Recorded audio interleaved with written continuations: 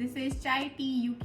I'm Anjali and My name is Aditya. So today's topic is, should international students come to the UK for pursuing their masters, bachelors or their PhD? During the video, we'll talk about why we chose to study in the UK, the application and admission process, living arrangements, part-time work, cultural and social life, weather, which is, I think, an underrated, one of the most important things, and mental health issues that you could face as a student, as an international student here in the UK, and finally our personal experiences and whether or not we would recommend you coming here for your higher education. So why did you decide to have your higher education in the UK? I think the first factor was I really, when I was a child, I really wanted to go to London and study there for my master's or MBA, and that was like a dream of mine. Second was like when I was looking at other countries such as Australia, US and Canada, I felt like Canada has already been struggling with a lot of issues right now, and the economy that time wasn't really in favor of that, even though in the UK as well it's the same now. But US I didn't prefer because of the gun laws and everything, and I felt like Australia was a bit too hot when you're going from India and going to Australia in a totally similar weather. So UK was nice, and also I had family here, so it was a easy decision for me to come here. Plus the graduate scheme was good. Just for everyone here, what is the graduate scheme, if you can explain it? So graduate scheme is basically you get 2 years of post-study visa once you complete your education, and you can basically work with any company without any sponsorship.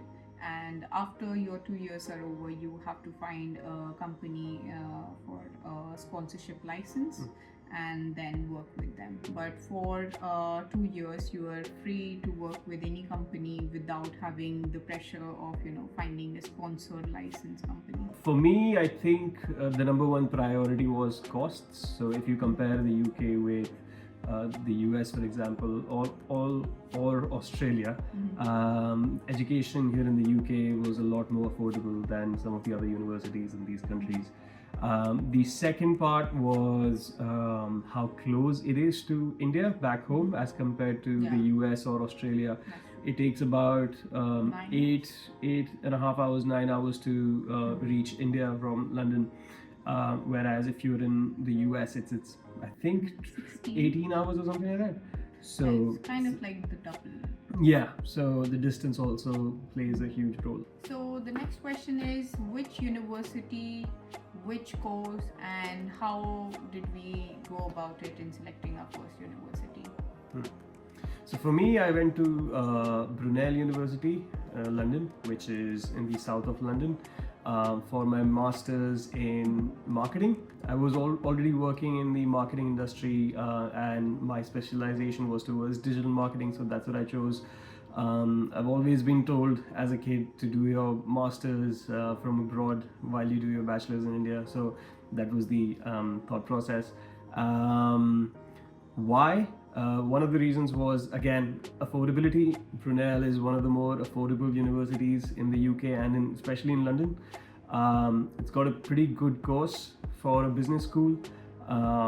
It also gave me a 1-year extended period of placement here, which is essentially an added year on work visa. You can work full-time on a placement year.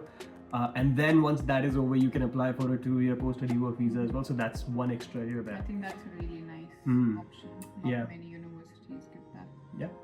And the process of selecting the university was, I went to one of the agencies in Delhi that help students get admission in UK universities. And they gave me a set of options, and based on my financial situation and my interests and my liking, they suggested a few universities, out of which it was up to me to decide which university to go with, and that's how I chose Brunel. My university was University College London, and my course was Masters in Management. I was a bit confused about whether to go for MBA and a Master's in Management. That will cover in a separate video. The course structure was divided amongst like 4 semesters, and it was a very rigorous course. I also went with an agency, so they kind of gave us like a first starter list where we had to select few of our universities from different places, and then I kept a budget for myself, like this is the amount of money that I'm gonna spend in filling out the applications, because for some universities like the top ones, Oxford, they even charge like 100 to 150 pounds per application. So I only had few universities whose application fees was a bit higher. For example, UCL, King's, Imperial, all of these were from these ones. And then few of them, they just have free application forms as well, so it was a lot easier to fill out those ones. And then I decided like what's the submission deadline. So I made like a one-pager list where I wrote down all my universities, like top 10, their deadline date, like until which I have to fill their application form, then their course, like which course I would be applying for if I go with that university, and then the fee structure basically. So that was all that kind of helped me decide. So one of the most important things when you're here as a student is your living arrangements. Where are you going to live? How much are you going to pay as rent? What are you going to do to be able to sustain that living facility? So how was your living arrangement like? When you're selecting the university, the fees is a major portion of the cost, and based on that you also have to account for your accommodation expenses. So in my case, my university campus was in Canary Wharf. The apartments or like the houses or the hostels near that place were very expensive for my budget, and then I kind of considered whether it might make sense to have like the university hostels, or whether it was more the private ones, the private Off-campus. accommodations. Yes, the off-campus ones that might be a bit more reasonable. So luckily, like in our case, we found one with Unite students very close to the central area. So I think the travel cost wasn't that much. So I went with the private hostel accommodations, and then we signed like 1-year contract with them. So it was sharing kitchen, sharing dining room kind of a thing, but it was quite a spacious one. And then you have your room separate with attached toilets. Yeah. And I think the room was pretty spacious in terms of the whole arrangements when you are comparing with like a hostel accommodation. And studios were way too expensive, so we decided to go forward with a private hostel accommodation. Yeah, so in my case, I came to the UK 1 year before she did, and during that time I lived off campus. I was sharing an apartment with some of the other residents. I had a very tiny room for myself because I was the only person living there. Fortunately, it was really close to the university, so about a 3-minute walk. So that really helped me save costs on travel as well. During my second year, or my placement year, by that time she was here as well, we moved into that student accommodation. There were 10 rooms in every house or every flat, one for each student living there, and the spacious kitchen had 8 stoves that really helped sort of cook our meals at the same time, and then hang out in the same area and chill every I think evening. 8 stoves, 2 fridge, divided among 3 like fridges. 10 students. Yeah, 3 fridges. 3 fridges, actually. yeah. And then 2 microwaves, kettles, all the things like the necessities they give you. And Yeah. then you also have the common amenities back on the ground floor, so such as like pool tables, and then they had like a vending machine. Yeah. So I guess the idea is if you've got the money, and if you really want to enjoy the campus life, the university life, definitely go for the hostels, on campus hostels.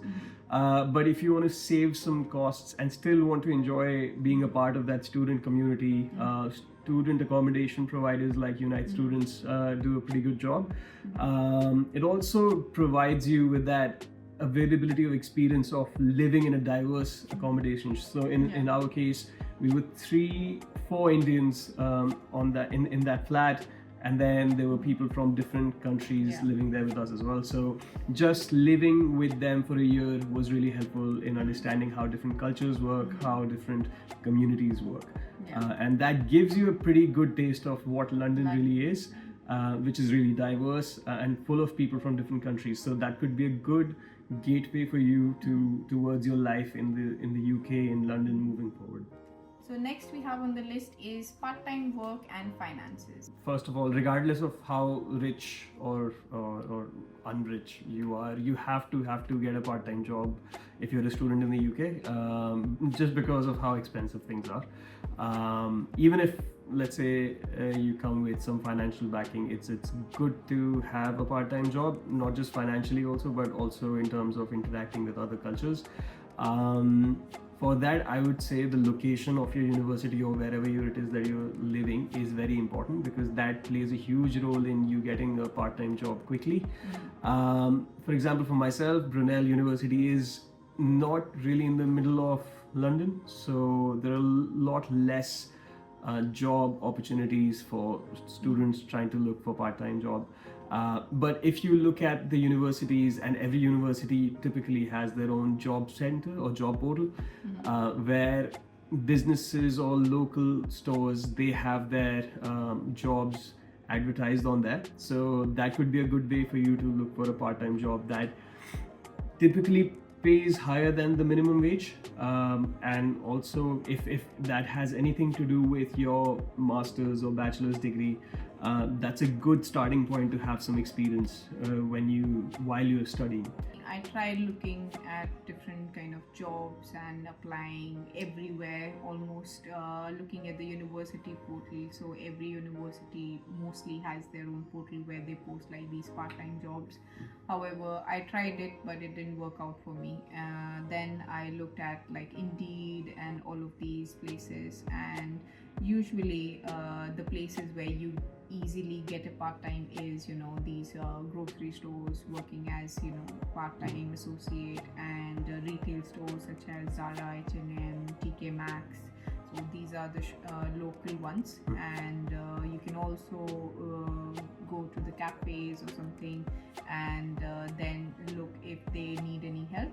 So these would be the major places where usually students are doing the part-time. But apart from that, if you are able to get like a desk job somewhere like over the weekends, that would be great as well. So in my case, I worked as a retail associate with one of the fashion brands in the UK, and I started it as like a hobby because I always wanted to do a part-time and see what the experience is like, and basically understand how people start from the very bottom and then make their way up. So my experience completely changed when I first joined in, and when I kind of was leaving that particular company. And I started it as a hobby, and then I don't know when it transitioned to like as a necessity to keep the things going forward for me. So you really experience how you actually grow as a person, how to deal with people here, and how independent you become all of a sudden. So next up is the cultural and social life of an international student in the UK. So how was your experience in that area?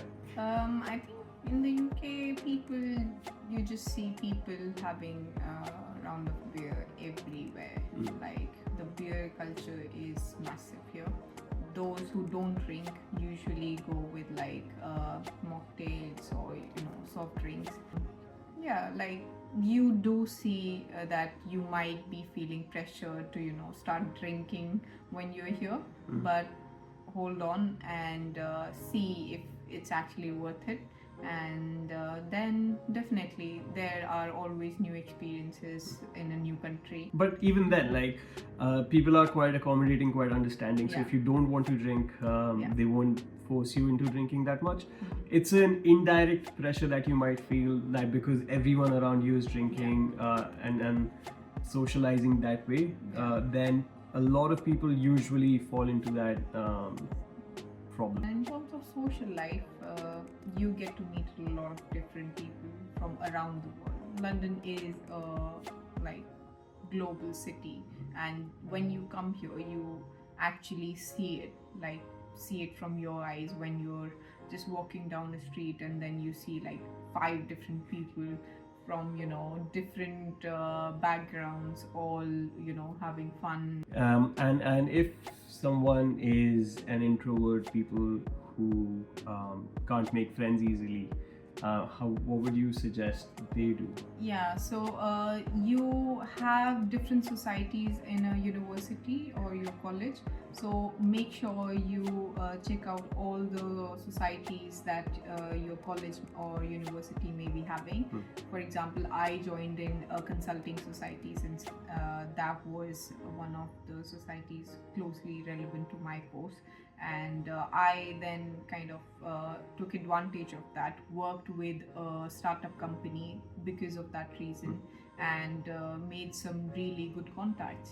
And then I even took part in a competition held by my university. You had to create a startup idea, so I pitched it to my university, won the first round, went to Portugal to represent the Europe region. So all these experiences really count in terms of shaping you as an individual.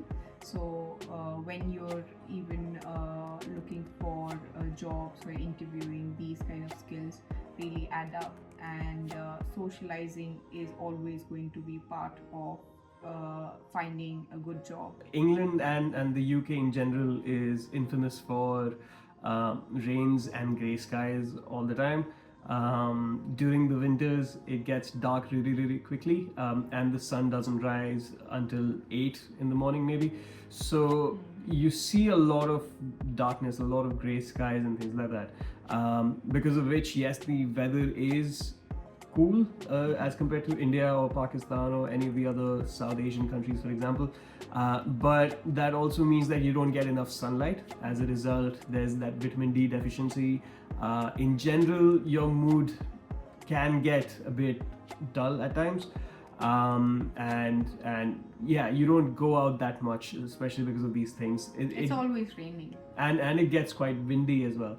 Yeah. So because of all of that, you just need to sort of be mentally prepared before you come to the UK, Yeah. that you'll have to live in that environment at least for 6 to 7 months every year. And it just doesn't go away. Like every year you feel like you're just gonna get over it, and when it actually hits you, you're just back at it again. Like why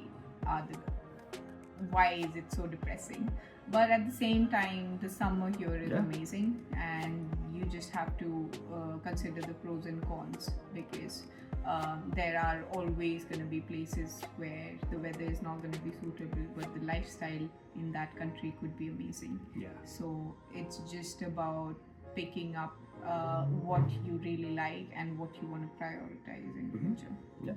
So in terms of being away from home and any mental health issues that you might have come across as a student, what can you tell us about that? Yeah, I think just the feeling of homesickness is real. Like at some point you start feeling like you've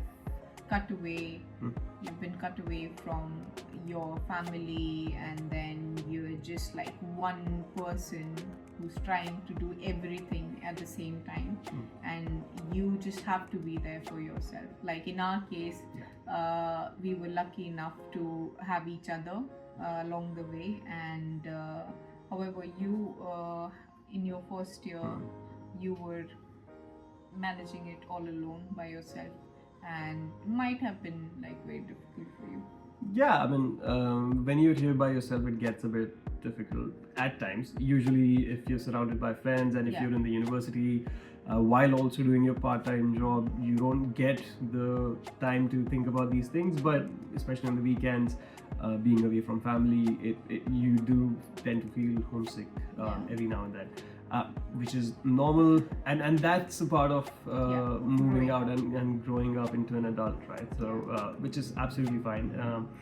Make sure to keep calling your family. I'm sure they will call you back as well, so make sure to pick up their phone and have at least 10-15 minutes of your day for them. But yes, in our case, while I was here for the first year, I was constantly in touch with my wife now, and we would text all the time and things like that. So that's how I would maintain my sanity and not feel that homesick that often. But if you're coming as an individual and who's looking like they're not able to easily make friends, so have like something to look forward to. So if you feel like you're very close to your family, maybe just by end of the year book one trip back to your place, so that you always have that thing as permanent, and you can look forward to that for the whole year. It gives you a motivation that okay, this is just this much time and then I'll be home with everyone. So our personal experience and thought about coming to the UK for higher education. Honestly, I think if you choose like an average university, you would be okay. And it's not just about the brand value. You have to see it like in total. And since they don't have college placements, so it's not going to be similar as India, that if you get a good college, you get good job placements from your college and then you get a good job. So it's not going to work in the same pattern. So even here, like people who have just done their schooling are also having really good jobs, or they're doing their own businesses now and very successful. And when you're looking at it on overall level, you feel like your money should be worth it. And as you say, like if you want to settle in the UK, your education is your first entry to the UK, and from where you basically start your journey to making a life here. So you're not just paying for your education, but you're also paying for all the other things that come after your education.